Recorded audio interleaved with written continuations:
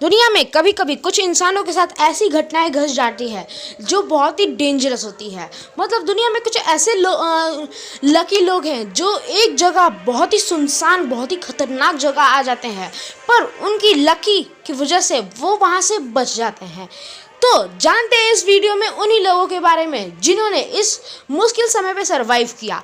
आपको इस वीडियो में देखकर बहुत ही मोटिवेशन मिलेगा, इसीलिए इसको लास्ट तक जरूर देखना। और लास्ट तक देखने का एक और फायदा है बोनस फैक्ट के लिए भी तैयार रहना।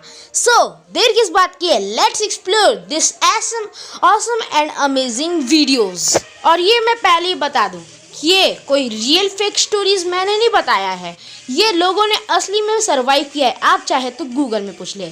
सो the topics begins most inspirational real life survival stories. 1 जीक्लिन जैक पॉक। ये एक 15 इयर्स की एक यंग लेडी हैं जो अपनी मदर के साथ अपने पापा से मिलने ब्राज़ील से जा रही थी एक एयरप्लेन में बैठने।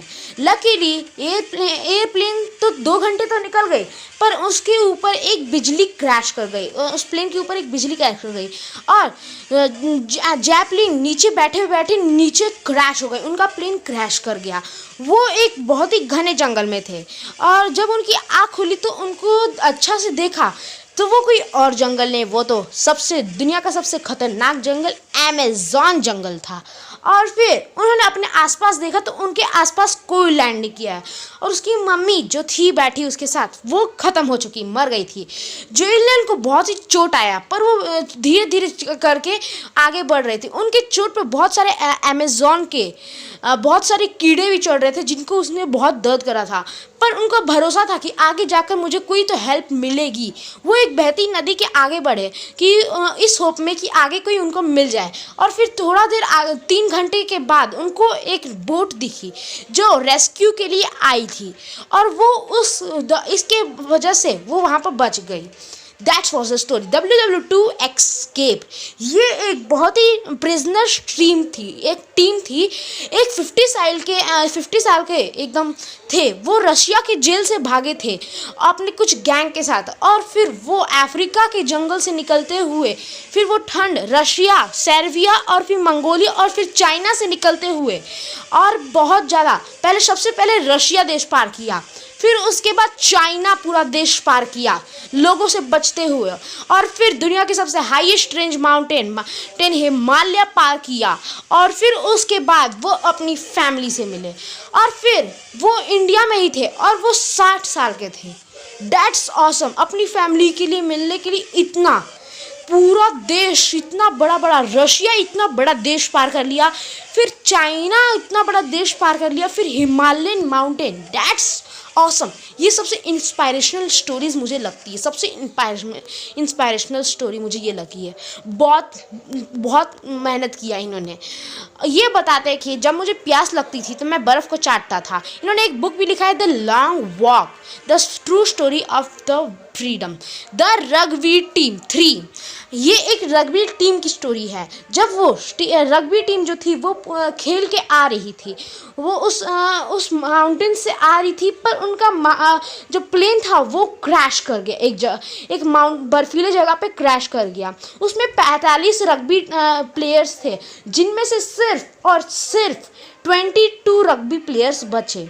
अब 22 रग्बी प्लेयर्स बहुत ही मेहनत से उस बर्फीली जगह पे अपने आप को सरवाइव किए।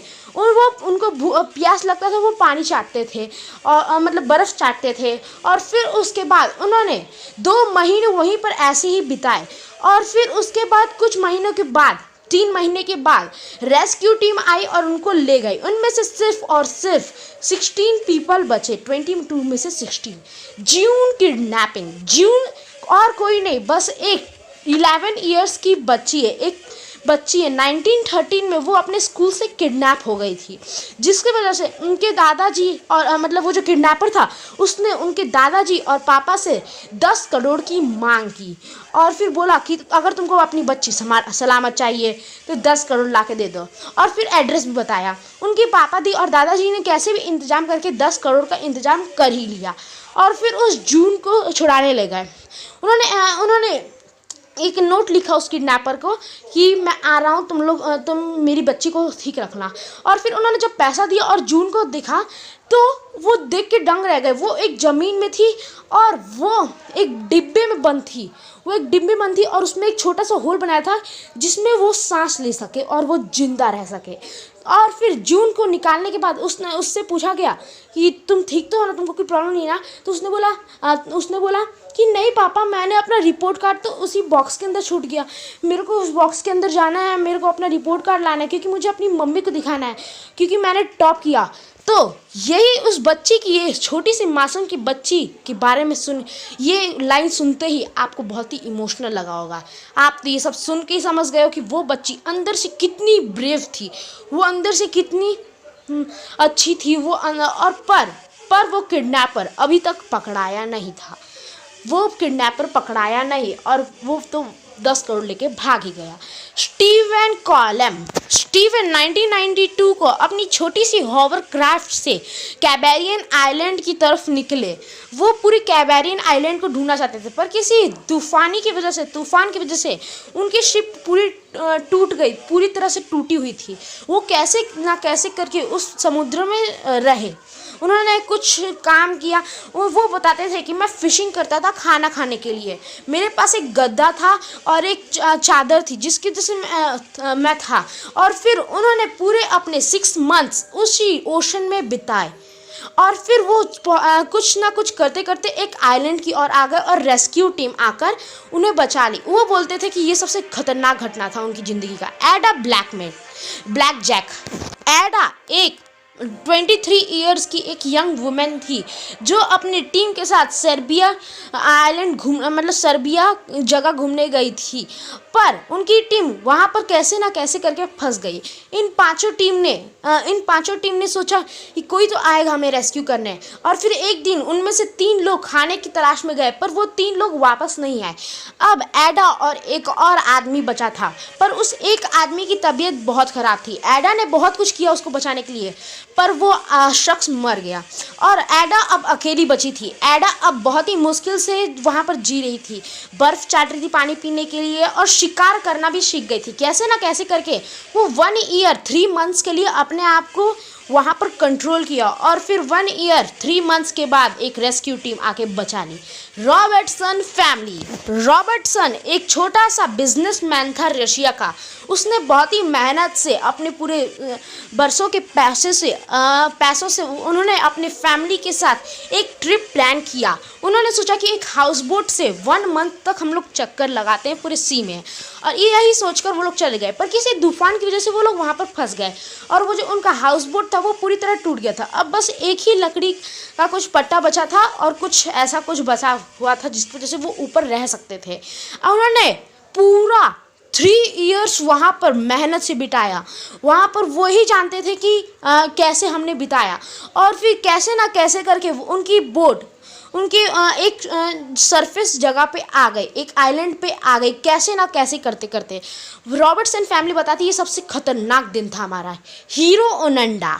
मैंने इस वीडियो में आपको जितनी भी इंस्पायरिंग एंड इंटरेस्टिंग स्टोरीज बताई है, उनमें से ये सबसे heroic, interesting and inspiring story है। वर्ल्ड वॉर 2 के ख़त्म होने के बाद जापान के रहने वाले Hiroo, the special officer of Japan army, world war 2 के ख़त्म होने के बाद उनके कमांडर ने आदेश दिया कि जब तक मैं ना बोलूँ तब तक तुम चाइना से अंडरग्राउंड रहो, चाइना से छुपते हुए रहो, और मैं तुमको 2 सैनिक दूंगा तुम्हारे प्रोटेक्शन के लिए।